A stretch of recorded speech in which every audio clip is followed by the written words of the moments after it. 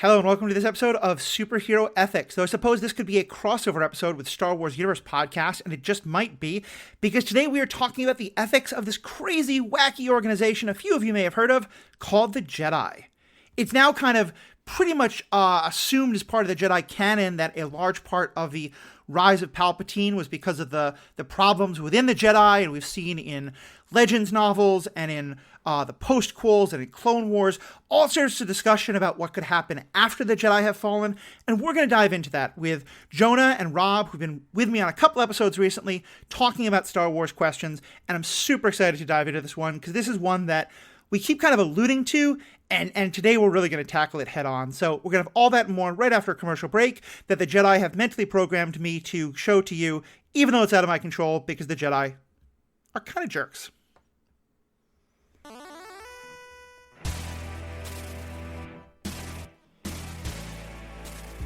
Welcome back. I'm Matthew, your host. As I mentioned, we're joined once again by Jonah Kelman and Rob McKenzie, two people who have great love of Star Wars, great love of kind of the Star Wars Legends canon. Jonah has been keeping up with a lot more of the more recent stuff. And, you know, gentlemen, I'm glad you could be here because I'm sure it's going to be hard for you to find enough things to say about the problems with the Jedi Order, but I'm hoping between the three of us we can somehow fill this hour. What do you think? I have very, very light opinions on the Jedi. I think they're a wonderful organization. They're so great. They're perfect and everything.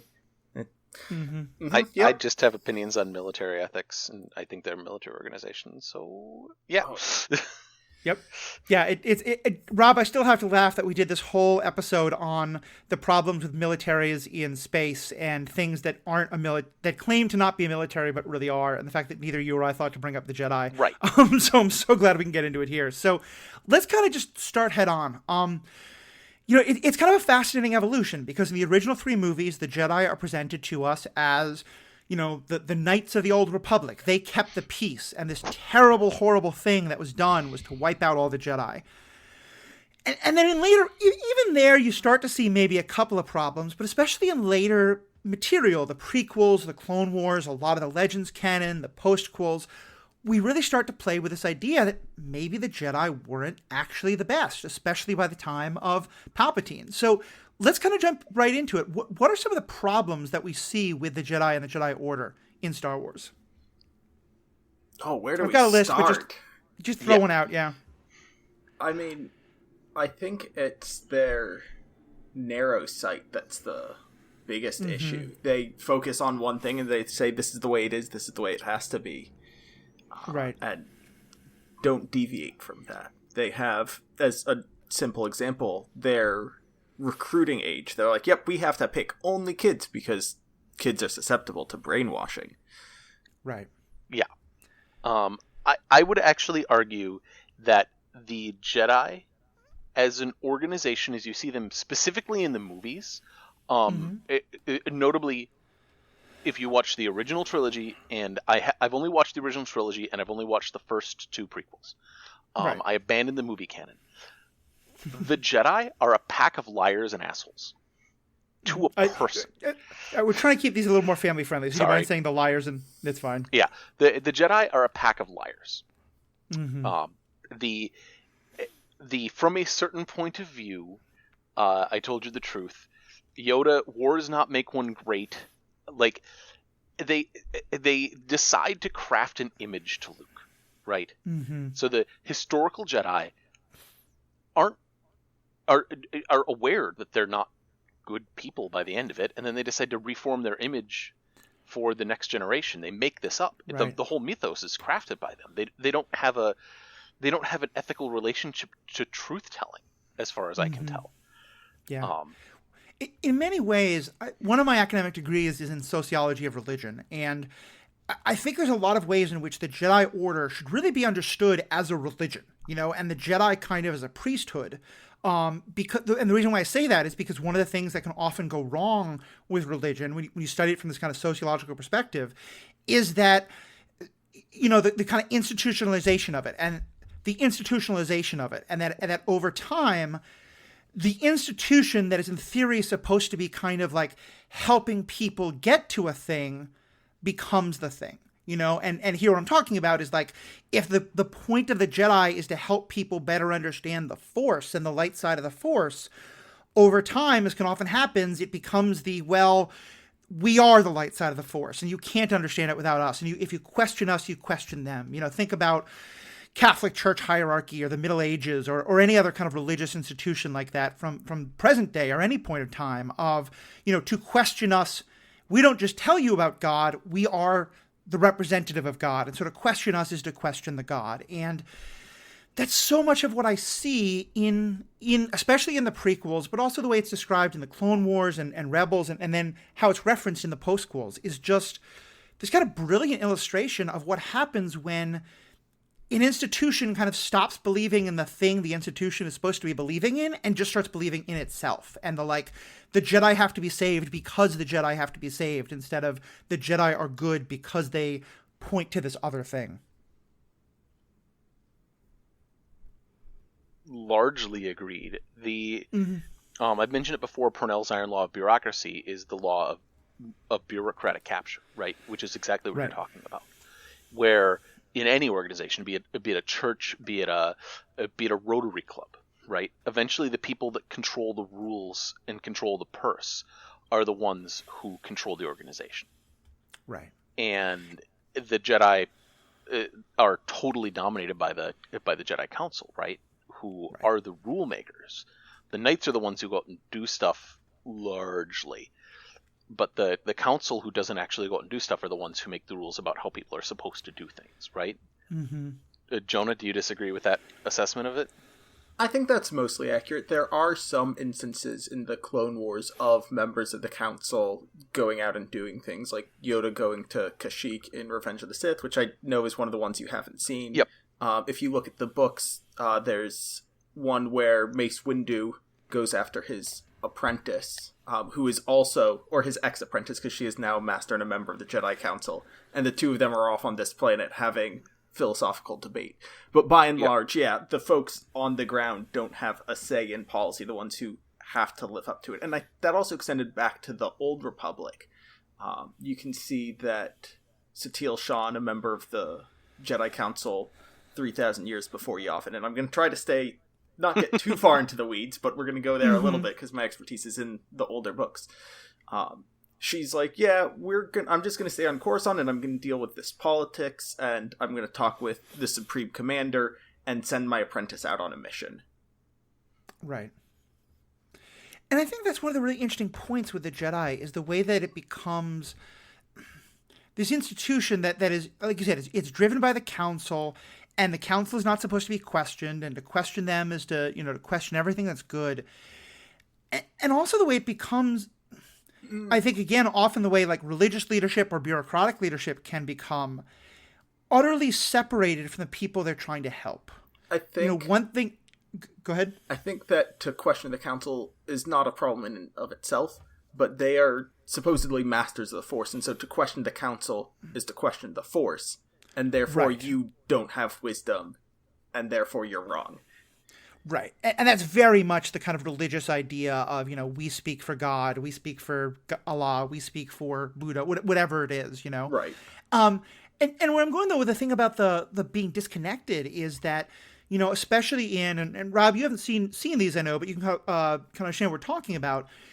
In the Clone Wars and in the Rebels TV show, and especially in some of the novels and things like that, we keep getting this idea that for a long time, but especially during the Clone Wars, common people had stopped looking up to the Jedi. That the Jedi still believed their own hype about we are the saviors of the galaxy and we are the protectors of truth and goodness and everyone loves us. But then they'd go out into the world and they'd meet people who were like, all we know is that you come every 20 years or so and steal our children. And then demand that we fight in your wars, and we don't understand your wars. And you come and blow things up on our planet because you have to rescue us from the separatists, And there's just a great illustration of how the Jedi had become they didn't understand the people they were supposed to be helping anymore. Yeah, it a lot of the things that I've seen I'm going and picking up some of these. I read a pretty long synopsis of Shatterpoint, for instance, which sounds fascinating and it's pretty near on my to-read list. is that the Jedi, because they have this Force connection, they only listen to that. And they've deliberately closed off their ability to have these outside horizons. The fact that all Jedi are raised from children within the Jedi organization means they don't have any Jedi that know how to do plumbing, for instance, right? Yeah, that's very true. And so there might be, but that would be in the service corps. Yeah. I was doing some research into that, and those are like the ones who flunked out. They're like, you can grow plants or like become a mechanic who knows the Force, but it's a relatively... They're not real Jedi. Right, exactly. Yeah. They don't, and they won't listen to their opinions. Absolutely right? not. Exactly. So if a Jedi actually knows anything, they're deliberately excluded from decision making, right? Right. And that's awkward as an organizational structure. And I have a hard time squaring the circle with them being some ultimate arbiters of anything when they've deliberately set themselves up to only listen to the Force, but they demonstrate over and over, even just in small scope things, that they make mistakes. Yeah. Even the most experienced, most Force connected Jedi masters, like their Force visions of the future aren't like those aren't inherently accurate, right? Right. I mean, and that's, I know you haven't seen this, Rob, but Jonah, you have, and certainly I think a lot of fans have. In the 8th movie, The Last Jedi, which is very controversial, I know, but we're just going to talk about sort of what it says in the canon. Mm-hmm. That's one of the things that Luke says to Yoda, is that, part of why he thinks the Jedi should die out is because he says, the Jedi were so lost in their own hypocrisy that they couldn't even recognize the ultimate Sith, the ultimate embodiment of the dark side in Darth Sidious in their midst until it was too late. He had totally taken over.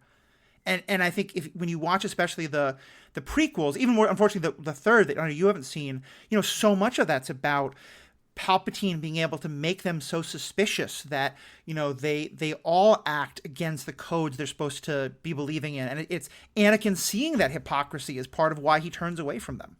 Right. I think one of the things that we see very frequently is that having a war begins to break Jedi philosophy.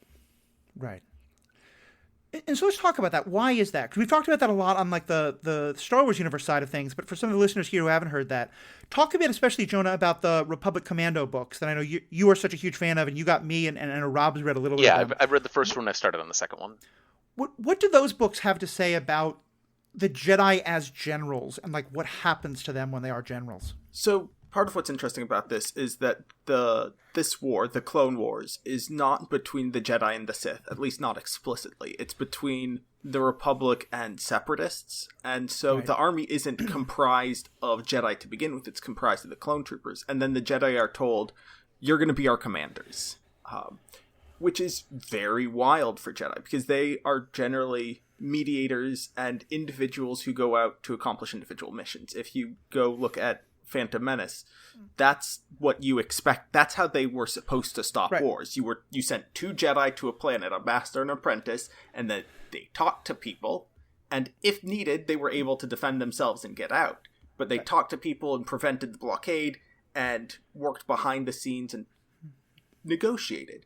Whereas they specifically say to Queen Amidala, we can protect you, we cannot fight a war for you. That's not our role. Right, they are peacekeepers, or if not peacekeepers, mediators, but in a conflict. And then we get to the Clone Wars, and they're told everybody who's an apprentice, every kid who's over the age of 8 and has a lightsaber, they are now a commander in the army.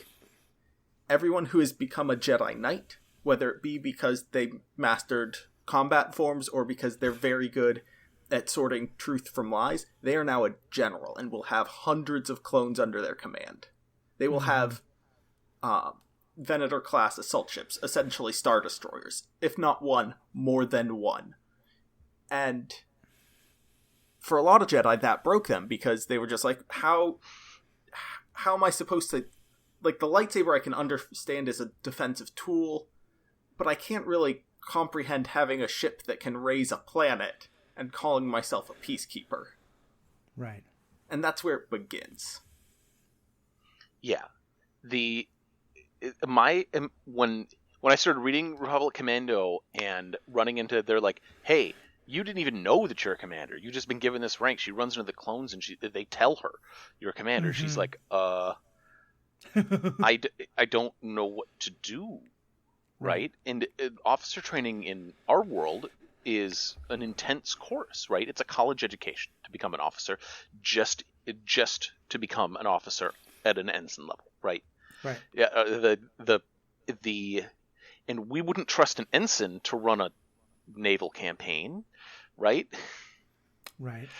Yeah, I think that's one of the key things, and it's both the fact that they're thrown into these positions they're not ready for, but also, and I think this is, and as both the Clone Wars TV show and a lot of the books we're talking about really make clear, this was very much part of Palpatine's plan, is that their whole idea of we have to protect life, our job is to keep everyone alive as much as we can, that doesn't work in war, and that part of warfare is often about sacrifice and is about saying, I'm going to send this unit in because it's going to have, and it may well have high casualties, but that will mean that all these other units can be incredibly successful. And so overall, the casualties will be drastically lowered and we'll win, which will end the casualties. But I'm going to basically be throwing a lot of lives away. And we can talk to the end of days about military ethics in general and the problems with that. But that's certainly, I think, for the Jedi, that is something that is just so hard to contemplate and so against everything they've been taught that things start to unravel once they have to accept that and it really goes poorly, or they refuse to accept that, which means that they're kind of terrible generals and they lose. I think that's also exacerbated by their expectations of themselves. With their connection to the Force, they believe that they'll see an ambush before it's coming. They'll know what to do. And so when they're given an option of either sacrifice one squad and save everybody else, or don't sacrifice anybody and there's a chance you can pull through everybody alive safely, but if you screw up, everybody will die, they're going to probably go for that second option because they can try to avoid, there's a chance that they can avoid death at all. And that means they're going to probably in the long run, because they're not as perfect as they believe they are, lose more troops. And they're gamblers. They're not conservative, right? Because they believe that they can cheat the dice every time. Because they can cheat at dice if they wanted to. Right. And they do. I mean, it's kind of like they've watched a lot of action movies. In other parts of this podcast, I talk about how often in MCU or DC or other comic book movies, the villain sets it up, like Green Goblin in the first Tobey Maguire Spider-Man, will you save the woman you love or suffer the innocent children? And the idea is to try and make the hero make a choice, but in those movies, the hero is almost always able to figure out a way to save both. The Jedi have kind of bought into that, and they always try to save both, and sometimes it doesn't work. Agreed. Yeah. I think another factor is when you get into these violent confrontations, for many of the Jedi, it's the first time that they're experiencing death around them, particularly violent death. And so, in addition to having the pressures of command authority on their shoulders, they're now experiencing people that they have connected to dying in droves around them. And I can very easily see that driving Jedi mad, and you can see in the books various Jedi being like, I am going to resign my commission unless you put me into the hospitals and I'm just a healer now. Do not ask me to command. I will command surgeons in the hospital. I will not tell people to shoot anybody. I can't do that. Right. And I think the additional factor there, and here we're getting just into the Clone Wars, it's not a fundamental problem with the Jedi itself, but I think it's worth naming in this, is that, and again, it's the brilliance of what Palpatine sets up for the Jedi, because the clones are in this weird sort of semi-limbo state of, they're not actual people in terms of, legal and moral understandings of the time. They should be, but they're basically, slaves created for war without any other purpose. And that, it kind of makes a logic feedback loop for the Jedi and makes them short circuit of, when they start to develop humanity and they develop, their own individuality in ways you would have never expected, the Jedi have no idea what to do with that. Yeah. That they're set up, right? Where, because the clones clearly are people, when we look at them, we see people, right? Yeah. The Jedi are stuck. because they are trained to not view them as people, but they're fighting their instincts, right? They look at them and they see people. And so they train themselves to ignore their instincts on what is a morally correct choice about whether or not they should be able to send a person to death, for instance. Right. And that kind of undermines their ability to make other choices elsewhere. Yeah. So let's get into some of the other problems with the Jedi themselves. And, I think all three of us at various points on various podcasts and a lot of other people have often made the joke of, only the Sith speak in absolutes is in and of itself an absolute statement. Yes. And that kind of leads into kind of like this hypocrisy about a lot of the Jedi ideas and so let's talk about like what's wrong with Obi-Wan stating as an absolute in absolute and the kind of rest of the hypocrisy that goes up with these Jedi rules that are presented as though they're so easy to follow. Give me a quick second to pull up the Jedi Code, because that has a bunch of absolutes in it. Mm-hmm. All right, so let's talk about the Jedi Code for a second, because that has a bunch of absolutes in it. First line, there is no emotion, there is peace. There is no ignorance, there is knowledge. There is no passion, there is serenity. There is no chaos, there is harmony. There is no death, there is the Force. Now, as a person who exists in the world, I don't exist in the universe of Star Wars, all of there are ignorant people, there are passionate people, there is chaos everywhere. And saying, no, the person that you lost who died, they're just with the Force now, is pretty much one of the most tone-deaf things you can say. Mm-hmm. Yeah. And they just start by ignoring how people actually act. Like, the basis of the Jedi Order is, let's ignore the fundamentals of human psychology. Right. There's a great line in Darth Plagueis, which is a Legends novel, but certainly a lot of it has been pulled into canon. And really it's about the person who trains Darth Sidious, but then it's also a lot about Darth Sidious himself as he rises to power. And the last chapters of the book happen during the movie, The Phantom Menace. And there's a great scene in the book where you're seeing the scene that you see in the movie of Obi-Wan and young Anakin going into the Senator Palpatine, now Chancellor Palpatine's office. But you see it from his perspective. And what he sees is that, Anakin kind of says something about his mother, and Obi-Wan immediately is like, no, remember, Anakin, we live in the present. We don't live in the past. We don't focus on those things. And what we see on screen is Anakin saying, like, yes, Master. Yes, Obi-Wan. And in the book, they talk about how Palpatine loves this moment because he can sense, like, this rush of dark side anger in Anakin at this moment. He can sense how much Anakin is rejecting that, but also hiding it. And he's kind of just enjoying the naivete of Obi-Wan for not seeing it at all. And that's the moment I think of a lot when I think of this, like, just, like, for Anakin especially, but I think it happens all the time, but Anakin's the perfect kind of microcosm of it. Every decision along the way, anyone who's taken Psych 101 should be able to tell the Jedi, you are setting Anakin up to betray you. Like, there's no other way for this to end. But because they just cannot possibly put themselves in his shoes, they can't see that. It's interesting that Obi-Wan can't see that. Because if you look at the Clone Wars show, during that, he has feelings for a woman, the Countess Satine of Mandalore. And he questions the Jedi, but he doesn't say anything. In Shatterpoint, Mace Windu questions the Jedi, but doesn't say anything. In Dark Rendezvous, Yoda questions the Jedi Order and doesn't say anything. All of these Jedi are questioning what they've been told, what they teach, what they believe. And yet, since everybody else is putting on this facade of belief and harmony and serenity and knowledge and peace, they can't find somebody that they're comfortable discussing it with. And it's actually between Anakin and Ahsoka mostly that we see this. She asks him questions, and since he's still very visibly wrestling with his doubt, he's like, you know what, I don't know sometimes. And it's fascinating to see him, or to see anybody actually verbally question the Jedi. Because even though everybody does it internally, very few people do it externally, and that's where things fall apart. Yeah.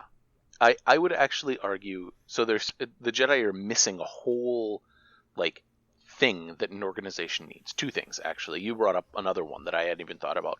They have no confessors. Yeah. There's no way to admit fault as a Padawan. Their code doesn't it implies that the Jedi are always perfect. We mentioned, right? And they have no way to admit fault. They have no confessors. They have no method for anonymously saying either I or somebody else made a mistake. Right? And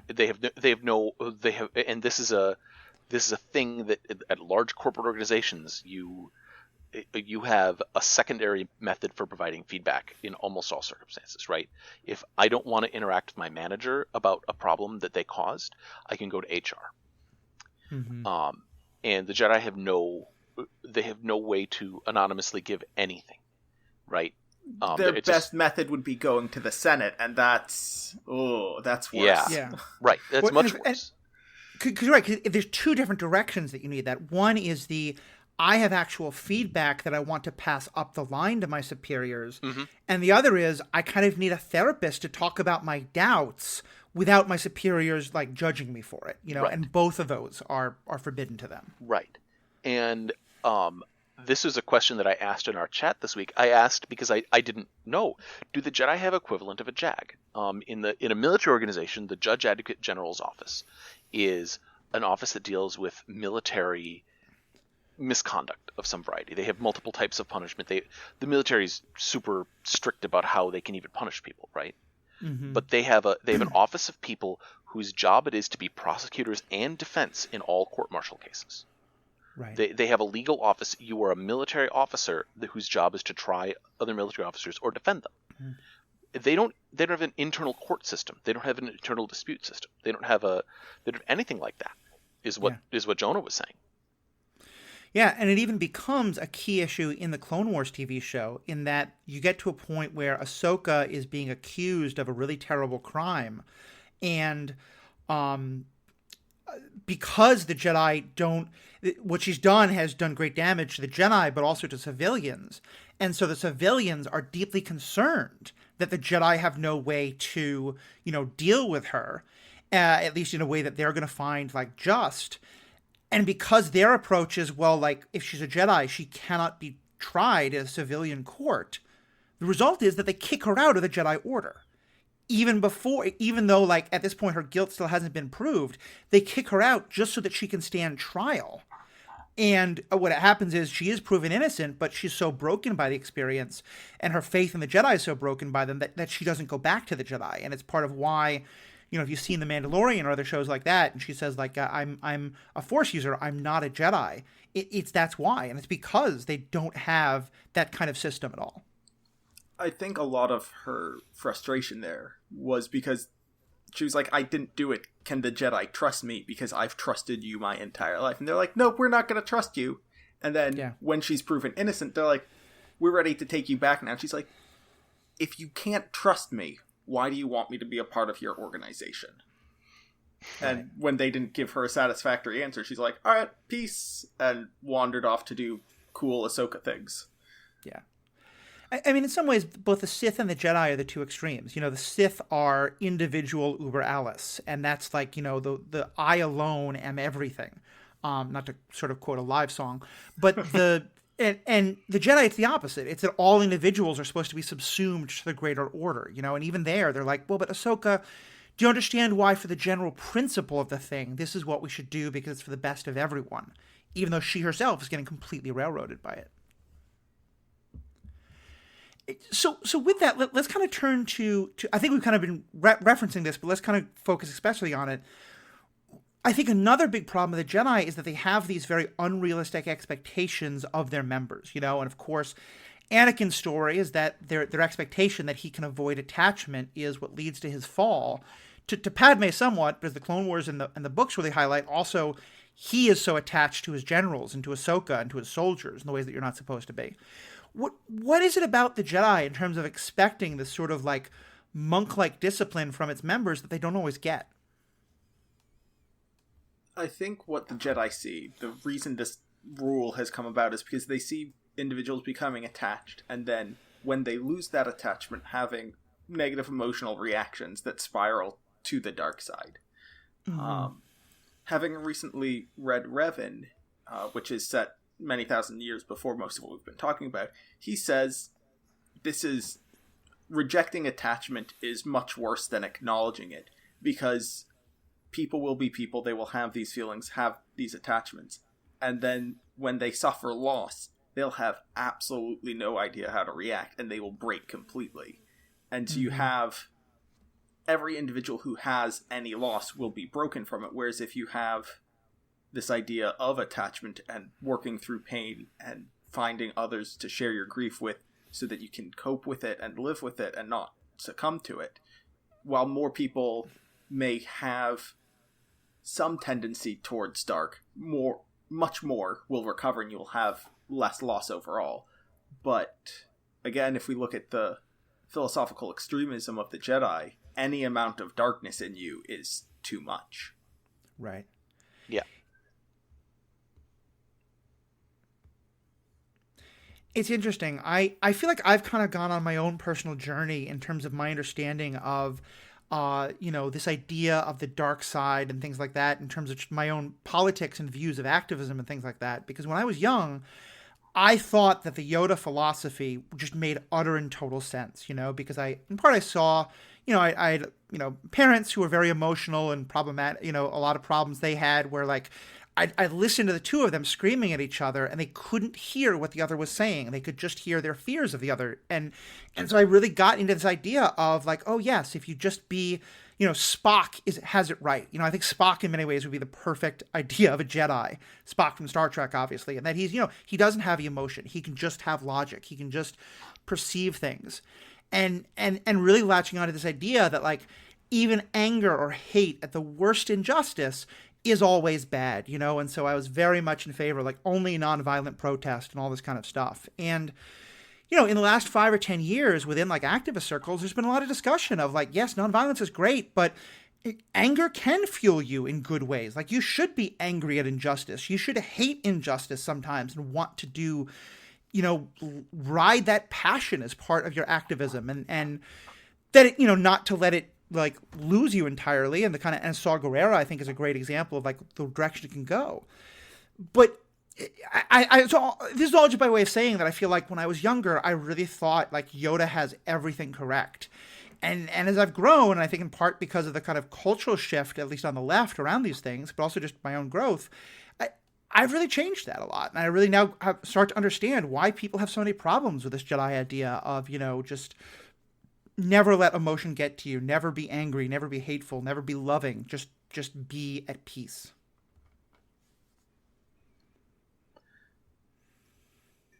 Right. The Jedi as an organization also, like, you talk about Spock specifically here, right? Of being at peace. But Spock isn't. And he knows this and he understands this. That right. That his lack of emotion is a goal and an aspiration. He knows that it's never achievable, and sometimes he discards it when he feels it's necessary. He sounds and appears really logical, but in fact he is very passionate about protecting the things that he cares about, and right. he understands that emotion should drive you, but it shouldn't be the final deciding factor in your decisions. He wants logic to be what makes his decisions, but he wants to make them for emotional reasons underneath the hood. And the Jedi don't want that. The Jedi want the appearance, the pop culture Spock, the emotionless Spock that everybody thinks about, but that realistically as a character isn't there, right? Right. And I think... Oh, Jonah, go ahead. I didn't have anything there. Okay. I think that's really true. Yeah, that Spock is one more example of the people who are just like on the outside. He seems like a Jedi. You're right, but you're right. He's actually just holding it all in. And one reason why I want to bring up a different part of the media, but we've talked so much about like the Jedi in that period right before Order 66 and leading up to Order 66. And so the question could always be like, well, were they mostly actually pretty awesome? It's just that one period. And this is only going back about 200 years, but the High Republic novels, I am really loving right now because they're actually exploring this further. especially the question of attachment. And it's interesting because in those books, there's a sort of idea of there's a kind of laxness when you're a Padawan and when you're young. Like it reminds me of when I was in seminary, I knew a bunch of Jesuit students, and they were kind of horn dogs, which kind of surprised me. And like they told me, and like, you know, one of their kind of like priest leaders had said something like, look, you know, get this out of your system, explore it, because when you sort of fully commit is when we will want you to sort of take your vows of celibacy, you know, and all that. And I knew at least 2 Jesuits who were kind of douchebags who would do things like, you know, say to girls like, oh, but you'll be the last one and I'll always remember you. And I was at a party where 4 different women realized that he'd used the same line on all 4 of them. But putting that aside, you know, and in this book, there's kind of that idea of like they can, you know, kind of play doctor while they're Padawans and explore. And I mean, quite literal. They talk about having sex. It's no longer the very sort of G-rated fade to black of a lot of Star Wars. But they're causing just as many problems. And like there are Jedi who are really wrestling with the dark side because they still love 30 years later the people they were Padawans with. And, you know, some of them are okay with it. Some of them are holding on to that. And some of them are still, you know, seeking emotional connection with other people, sexual or romantic or otherwise. The Republic Commando books talk about this somewhat, about the Jedi who are, you know, in that moment of total aloneness, they crave companionship from someone else. And I just love the High Republic because it really gets into this idea of this fight against attachment has always been a problem with the Jedi.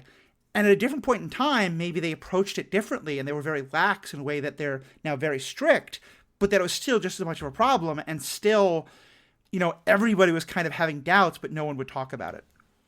This is a bit of a tangent from where you just were.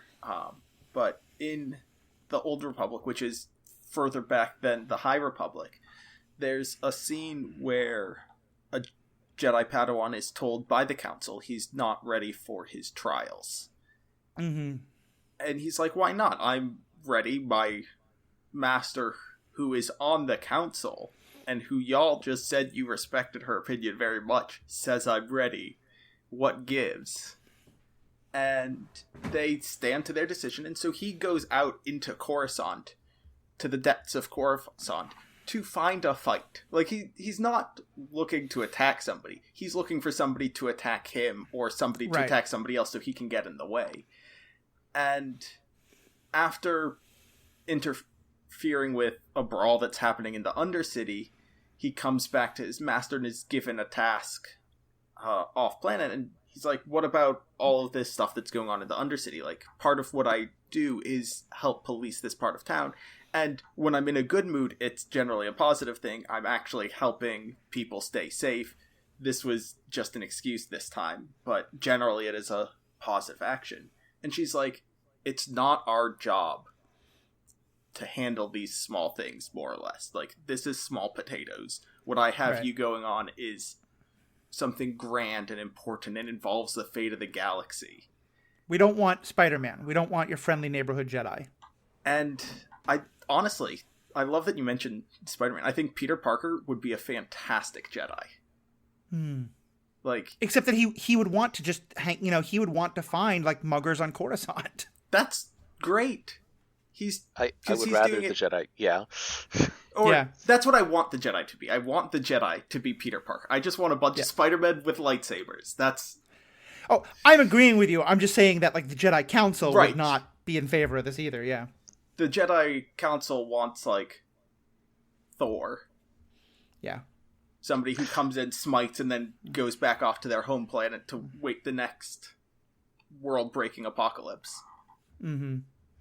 So I just need to ask a question here about this stuff, and this is a little bit off topic, but it's on this idea of Jedi and not having attachments and things like that. Especially in the Legends canon, one thing that seems to get established is that Jedi powers are very much hereditary. You know, like Luke is the child of Anakin, as is Leia, and that's why they have Force powers. Han and Leia have kids, and so they have great Force powers and all this kind of stuff. At the same time, the Jedi are not supposed to form attachments. So where do we get more Jedi from? Like, it's kind of the same thing of how, like, in the Sith, we talked about, again, an episode on Star Wars, about how in the Sith philosophy, you're allowed to have attachments, but almost no one wants to take a lover because you can't trust anyone that much and be that intimate. Like, So where do more Force users come from? It seems very odd that we established both that, like, you can pass on Force powers, like, genetically, but also both sides have all these restrictions against, loving someone else in the ways that is one way of making more Jedi, making more Force users. So, two answers here. One is the Force. That's the glib answer. The Force will just appear in people and give them powers. The other answer is, again, harkening back to the Old Republic. In the Sith Empire at the time, they mentioned that they do have a complex dossier of all of the Sith Lords and their relations, and the Emperor and his Dark Council, the Jedi Council of the Sith Empire, they scheme to put Dark Lords in a room together and put them in positions where they will have to learn to depend and trust on each other as much as two Sith can. Mm-hmm. Like, they play matchmaker to generate more powerful children. I love the idea of Sith Yentas here. Yeah, pretty much. And, like, I was like, that makes sense. Also kind of weird that they're doing it on such a high level, but... Honestly, but they don't need to. So, right. From a pure genetic standpoint, you have a couple of things going on. First, you have regression to the mean. Einstein's children weren't geniuses, right? Mm-hmm. So it's actually, like, unless the traits are pretty strong, it's not super likely that two Force users are going to produce another Force user. I would actually argue that the Skywalker family is kind of an exception because of the way that Anakin is, right? Right. But the other half of that is it's probably a very widespread, like, recessive trait in the population to be a Force user. Mm-hmm. And so just like you'll have in our population, a random genetic issue crop up because two people lined up just right? We end up looking for these genetic issues, but there's all sorts of things. You can have redheads suddenly crop up out of nowhere, right? Because being a redhead's a recessive trait, but two people who aren't redheads can have a kid, and that kid will be a redhead, right? Right. And so, I mean, you're just going to get Force users if it's genetic to that degree, just out of randomness, right? Out of recessive traits being out there and widespread across the population, assuming that the Jedi haven't done a Dune style, massive breeding project to reshape the very nature of every species in the galaxy, right? I wouldn't put it past them, to be honest. I agree. You're not wrong, but no. Well, that's good at least, because I started to wonder if maybe somewhere in the Legends canon there was something about how a kind of secret reason the Jedi tried to discourage attachment is because you used to have these, like, Jedi couples who were creating super Jedi, and it was this big problem. So I'm glad at least we don't have any of that nonsense kind of thing. One of the reasons why I think this question is so interesting, and we're going to get to a couple more specifics, but I want to start by going in this direction. When someone says, here are all of these rules, and if you don't follow these rules, utter chaos will happen. The question then is to say, okay, well, can we find any examples where we didn't follow the rules?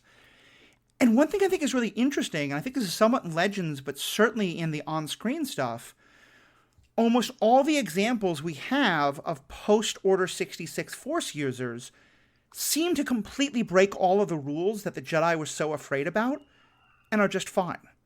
Like, Luke was trained as an adult. He turns out okay, clearly. In some Legends books, he actually falls in love and has attachments, very much so. The character of Kanan Jarrus in the Rebels TV show is, forgive me, spoilers here if you haven't seen Rebels, maybe skip ahead a little bit. But that character is he was a Padawan when Order 66 happened, but he's enough of a Jedi that he's able to train another Jedi, and he has a wife he's very much in love with, and he has very strong emotions he feels. Cal, the hero of the Jedi Fallen Order game, this is very true of. He, again, was a Padawan. He didn't grow up as a Jedi.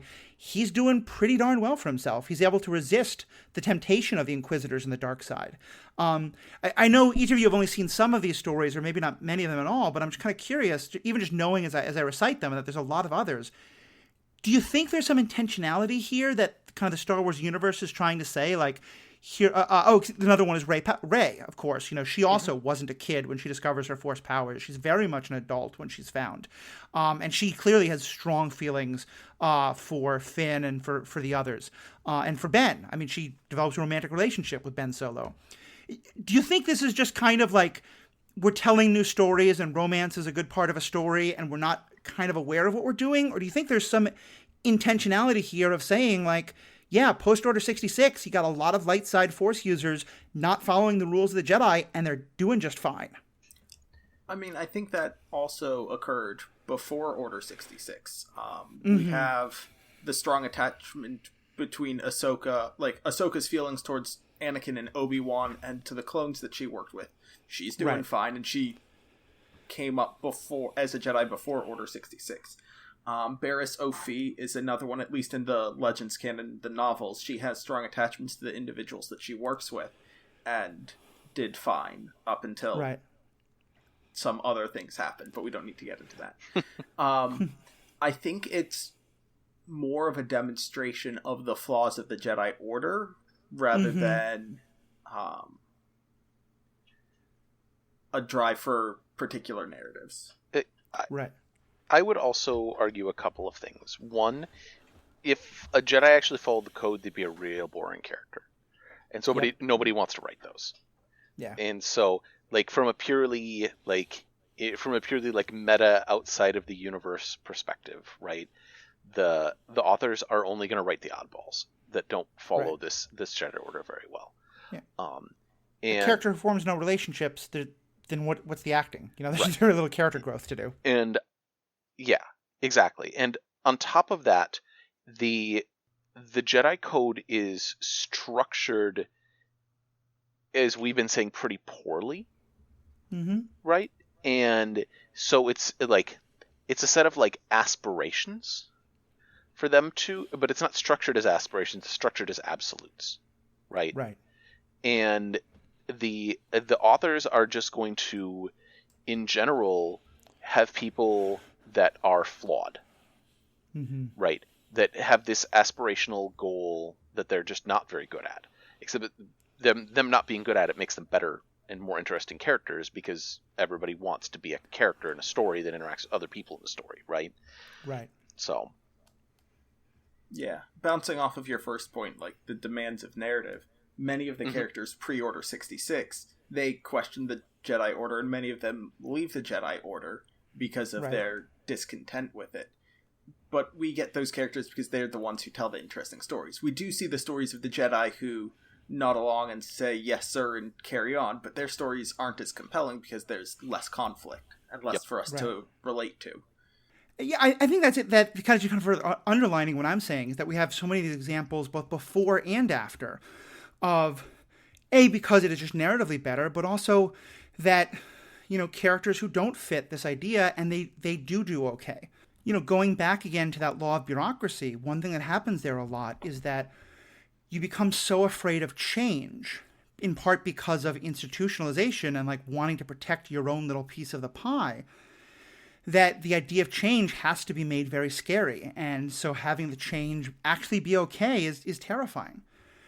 And I want to talk about the ways in which the various parts of the Star Wars canon or legends explore this question of, well, what would come after the Jedi? Because in the sequels, at least, we get somewhat of a story about this, though it is incredibly incoherent, in part because you had two very different visions of what that future would be. And we've talked about the problems with that with J.J. Abrams and Rian Johnson on other podcasts, and I don't want to go back into that, but certainly, we have the idea that there is a place where we're trying to raise people as kids to become proper Jedi. And it fails quite dramatically, and a number of them turn to the dark side and kill a lot of the others. At the same time, and so that by the Last Jedi movie, Luke is really talking about how we shouldn't rebuild the Jedi as they are, that if there are going to be light side users of the Force, we should rebuild something totally different and totally new, and the Jedi should be allowed to die. And then, of course, the third movie kind of goes back on all that, and again, that's a debate we can get into another time. But I'm curious for you all, Jonah, to some extent with the movies and the legends, and Rob, I know you've only know the legends, but let's talk about what are some of these visions that we have in different parts of the Star Wars fiction of what would happen, like what would it look like to rebuild the Jedi, and how should you do that, or how shouldn't you do that? Rob, I'm going to let you go first, because I think you have some comments from the Jedi Academy series, and I have some thoughts on that, as well as stuff later on down the line from New Jedi Order and Fate of the Jedi. Agreed. Mm-hmm. So the Jedi Academy series, Luke is fundamentally trying to rebuild what he believes is an ideal organization, right? He doesn't have a ton of information. He doesn't, because they were written before the Jedi Code was even like published in a thing, right? He doesn't have anything like that to rely on. He's just trying to like kind of muddle through and do his best. And frankly, his organization is probably better than the original Jedi. Oh, absolutely. He's trying to literally make a group of people who are trying to make the world better, right? They're Force users, and their only really overriding thing is try to do more good than harm, please. Right. I think that would, if you had an overriding ethos of the Jedi Academy in the Legends books, that's it, as he's founding the Jedi Academy, and yeah. On top of that, if you do wrong, make amends. Yes, exactly. You'll probably screw things up. Luke is so beset by "Am I good enoughs?"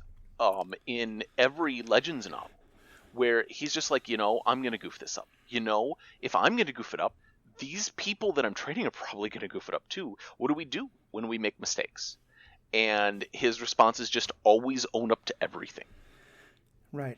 Well, and that also seems wonderful, because I don't know if they ever say this explicitly, but that seems such a rejection of what I've always thought is one of the dumbest thing Yoda ever says, which is do or do not, there is no try. Mm-hmm. And actually Riki and Sarah Hayashi, who I know you both know, we just got into this on the other podcast, Star Wars Universe, as we were discussing it in the TV show Rebels, because that question comes up there. And we're talking about, you can, from a certain point of view, that statement makes sense, but from a lot of others, it doesn't. And it sounds like Luke is agreeing with that, because he's sort of saying, like, it's okay to not do it. It's okay to try and mess up, as long as you kind of own that and don't get defensive and acknowledge that. Is there ever a point in those books where that rule of do or do not, there is no try, he ever sort of said, like, he acknowledges that Yoda had taught him that and says that maybe that's not correct? Or is it just is that conflict never brought up? I don't think it's brought up. Yeah, I think that Luke actually kind of doesn't trust most of the advice. He trusts the training that he got from Yoda, but he doesn't trust the advice he got from either Yoda or Obi-Wan, because they lied to him a lot, right? Right. Yeah. Yoda was like, don't go save your friends, it'll only end in tragedy. And yes, he did lose his hand. He didn't actually save any of his friends at the time. But it was still the correct thing to do. Not doing that would have been... he tried, and he was penalized for it. He did not do it, but it was still the correct thing to do. And I think that's... I think immediately after being told, do or do not, there is no try, he finds out that that's just flawed logic. Yeah. And so I think that he takes more lessons from Yoda's strong in the Force am I, but not that strong. There is inevitability. There are things that will happen regardless of what you do, no matter how strong in the Force, no matter how good you are. And sometimes you just have to deal with the consequences of a thing happening. Yeah, I mean, Riki brought up in that other podcast that by the Last Jedi movie, the 8th movie, even Yoda seems to understand that, where he says, failure the greatest teacher is, which does seem very much more in this idea of, it's okay to try and not succeed, because that's how you learn. Right. If I was rebuilding the Jedi Order from scratch, the first thing that I would do would have an HR department, frankly.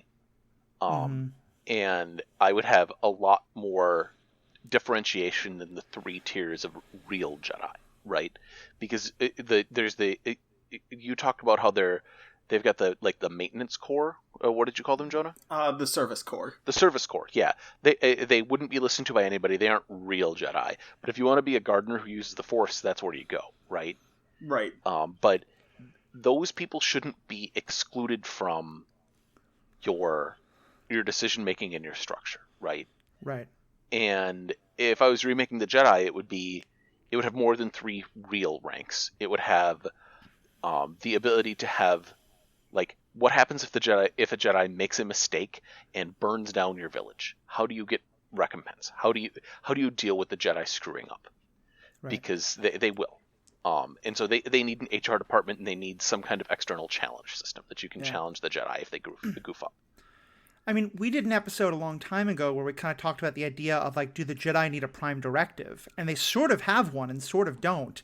And to me, like, I love that prime directive question. And then I also think about it in terms of, from Marvel, the movie Civil War, and this question of, like, should the Avengers have civilian oversight? And what should that look like?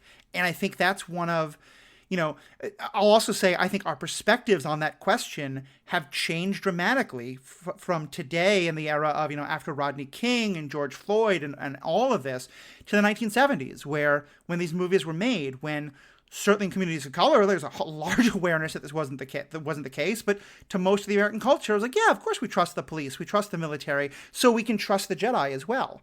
To me, if we start with the Jedi, one of the first things I would want is, you're right, I want an HR department. I also want oversight.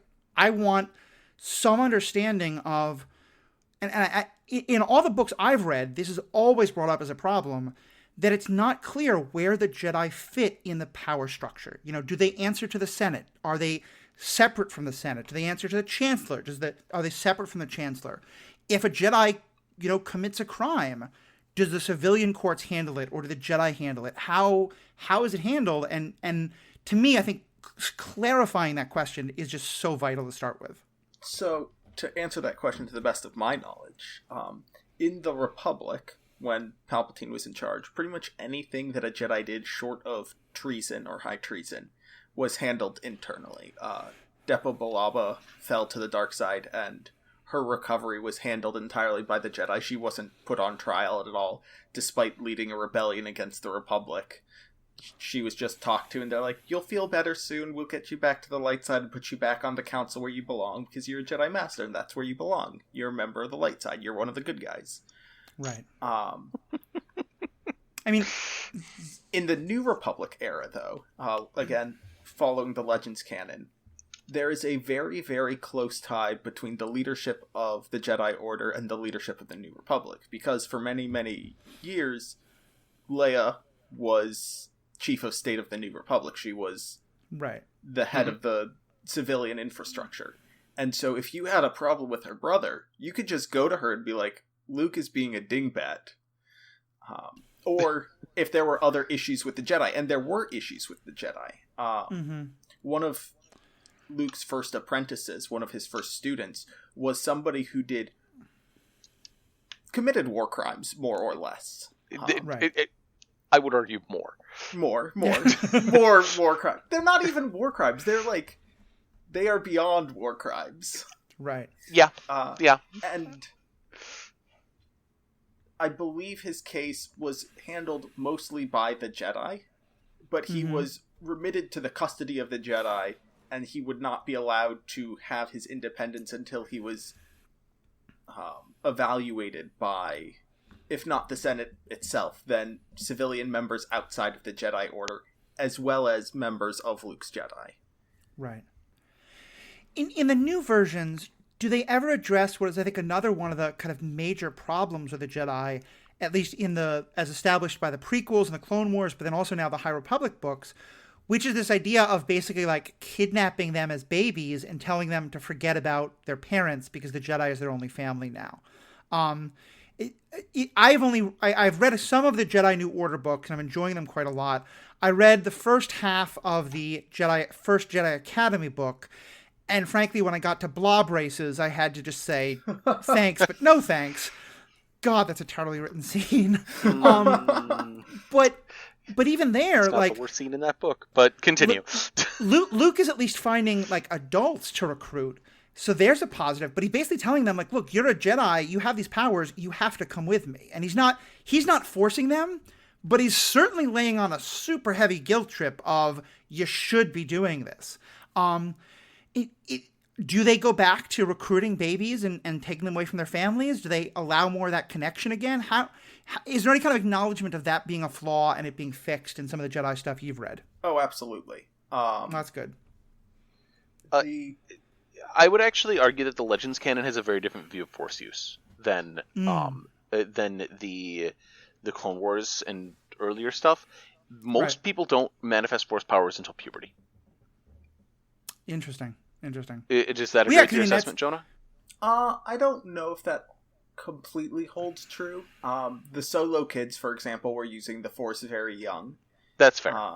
As well as Corran Horn's kids, which happens after the books that you've read. Yeah. But in both of these cases, children of Force users, Luke is like, hey, I trained your parents. You can come stay at the temple, or your parents can train you. If your parents are off doing missions, you can stay at the temple and we'll train you. You can go to school if you want. And so it's much, much, much, much, much more flexible. There's not, you have to go to the temple on Coruscant and you are trained there in these clans. It's, we'll find a suitable teacher for you. Maybe it's your parent. Maybe it's somebody there. Maybe you go to the temple on Yavin 4. Maybe you go to a school in Coruscant.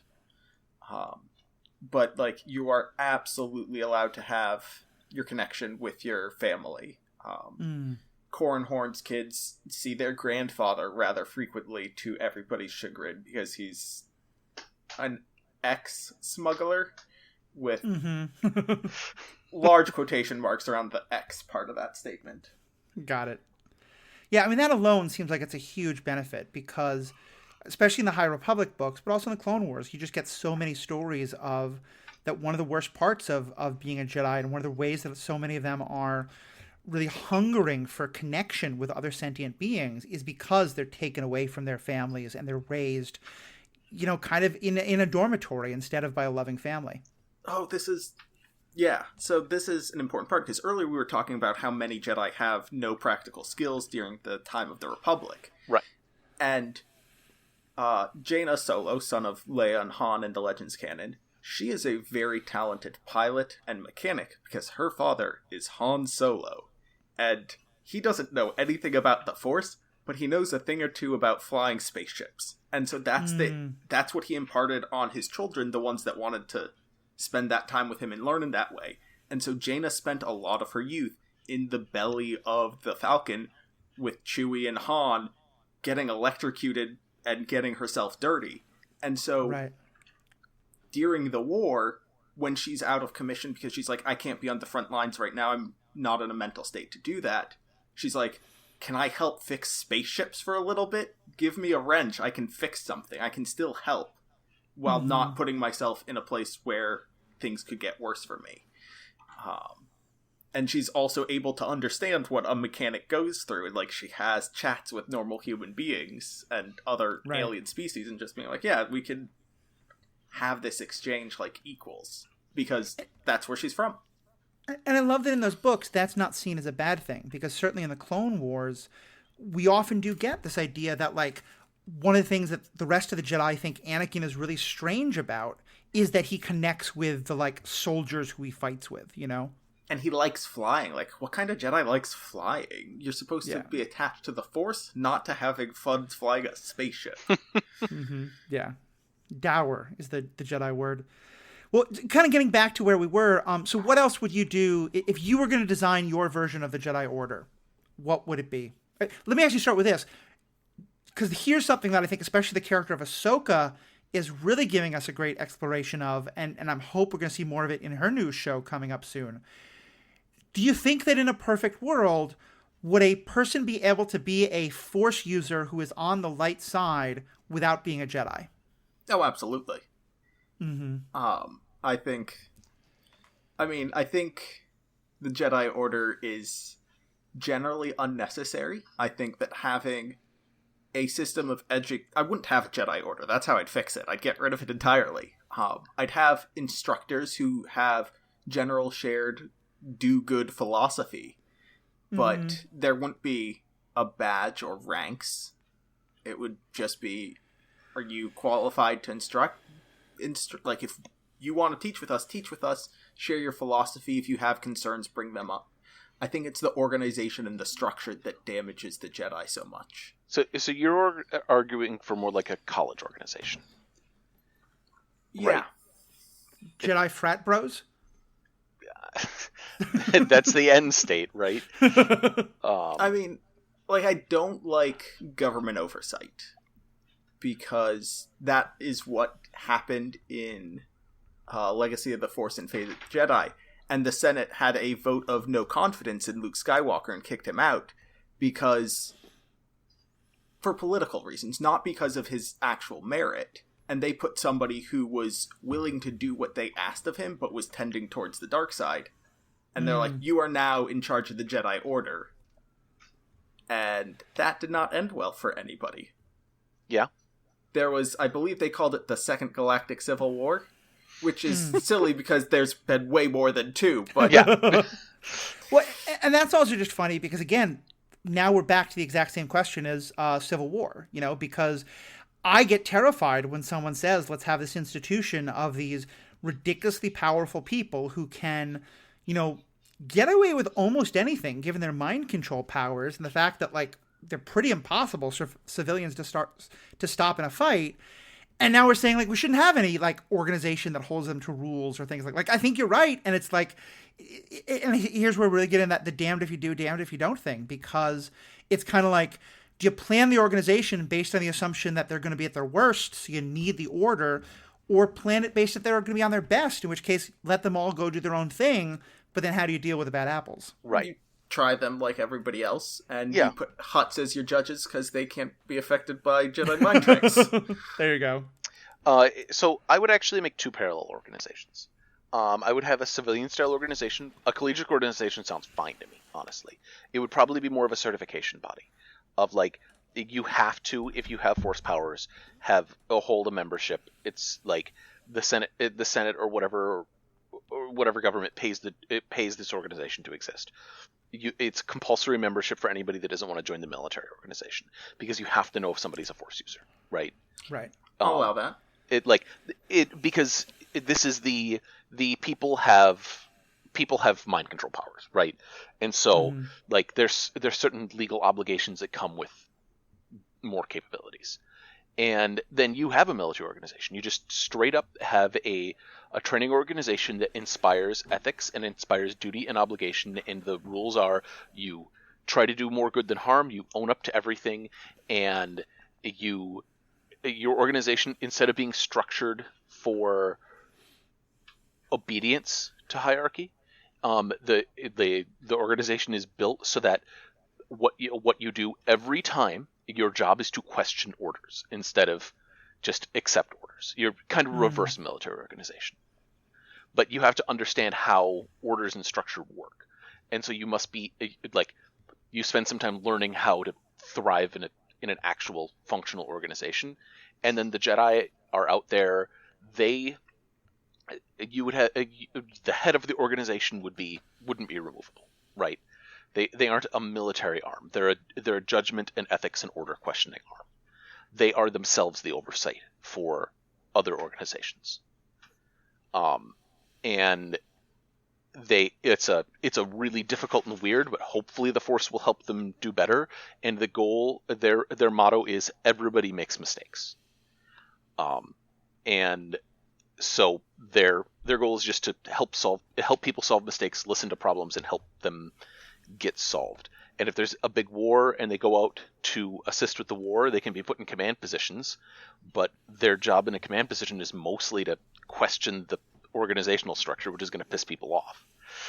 But that's fine because they have force powers, so they can survive being pissed off people more than other people.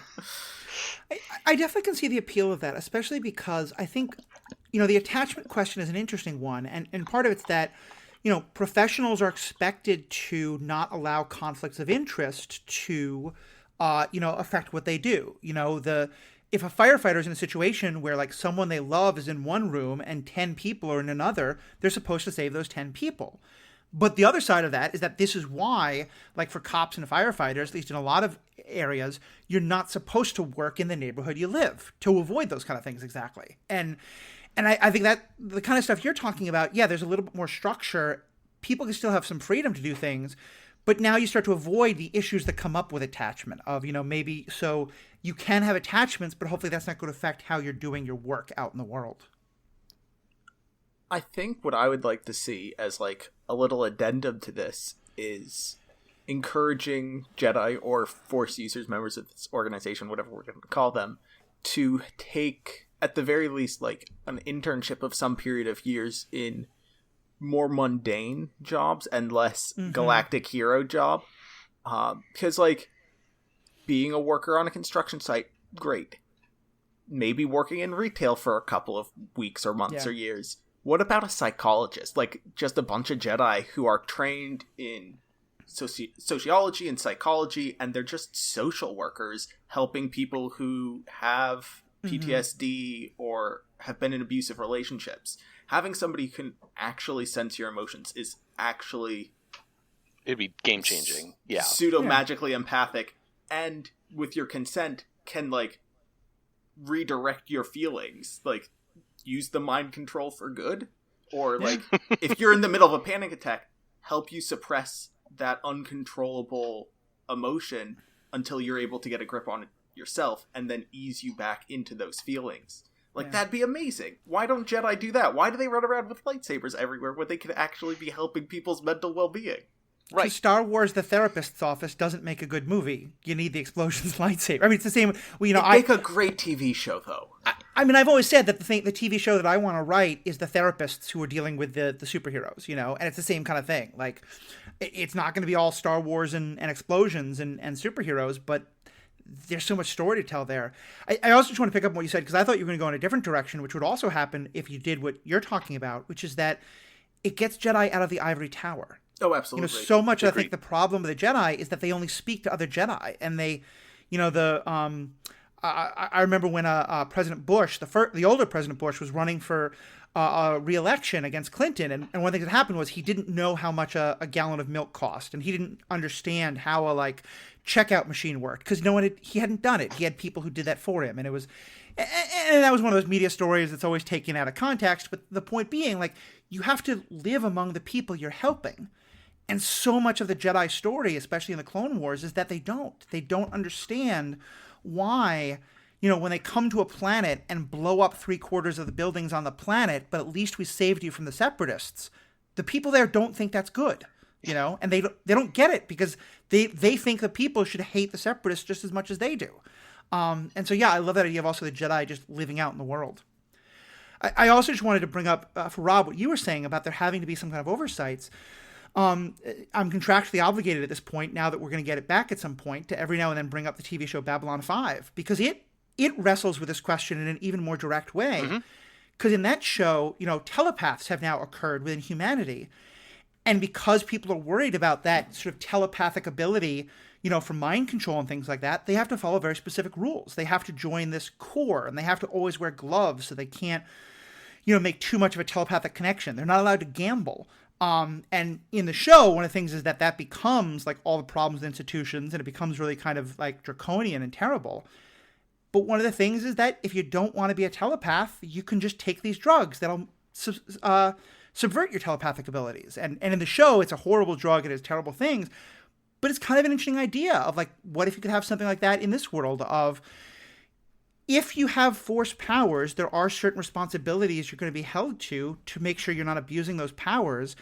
But, maybe they could create some way of hey, here's something you could do to, resist your force power, to anti-midichlorians in the blood, or to take that terrible thing that shouldn't exist in canon. But you know what I mean? I love that, what we're talking about here are issues that come up in all these different places. Right. They're the lizards that have the anti-force field. It's like a calamari, yeah. Yeah, and if you just want to not be a Jedi, you just have one on your shoulder at all times. Yeah. And you can just bounce and just be nah, not for me. It's funny, in the first New Jedi Order, although that's an interesting slip of the tongue there.